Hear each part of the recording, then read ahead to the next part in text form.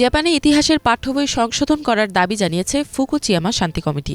তারা বলছে এসব পাঠ্য বইয়ে ইতিহাস বিকৃত করে তুলে ধরেছে জাপান সরকার। এ সময় ইতিহাসের পাঠ্য বইয়ে যুদ্ধকালীন আগ্রাসনকে গ্লোরিফাই করার অভিযোগ এনে সরকারের সমালোচনা করেন কমিটির সদস্যরা। পাঠ্য বইয়ের সত্য ইতিহাস তুলে ধরে বিশ্ব শান্তি প্রচারেরও আহ্বান জানান তারা। সম্প্রতি জাপানের কিয়োটো অঞ্চলের ফুকুচিয়ামা শহরে এসব বিষয় নিয়ে আলোচনা করতে একটি সভার আয়োজন করে ফুকুচিয়ামা শান্তি কমিটি। এ সময় পাঠ্য বইয়ের ডানপন্থীদের ইতিহাস বিকৃত করার প্রচেষ্টা নিয়ে তথ্যচিত্র প্রদর্শন করা হয়।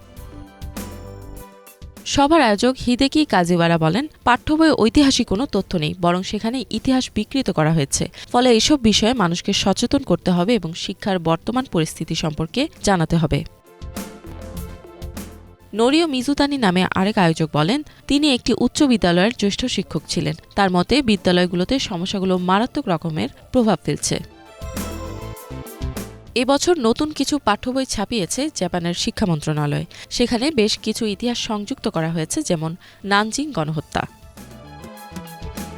সবাই ইউচি তামাই নামে এক অংশগ্রহণকারী বলেন, পাঠ্য বই ইচ্ছাকৃতভাবে গ্রেটার ইস্ট এশিয়া ওয়ার শব্দটি ব্যবহার করা হয়েছে। সমসাময়িক ইতিহাসবিদরা বিষয়টি এড়িয়ে গেছেন।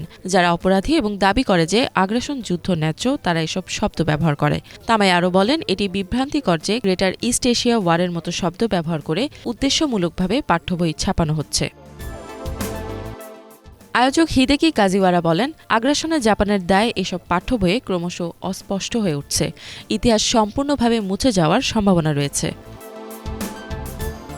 নোরিও মিজুতানি বলেন, তারা চান যুদ্ধ পরবর্তী শান্তিবাদী সংবিধানে জাপান তার প্রতিশ্রুতিকে আন্তরিকভাবে সম্মান করবে।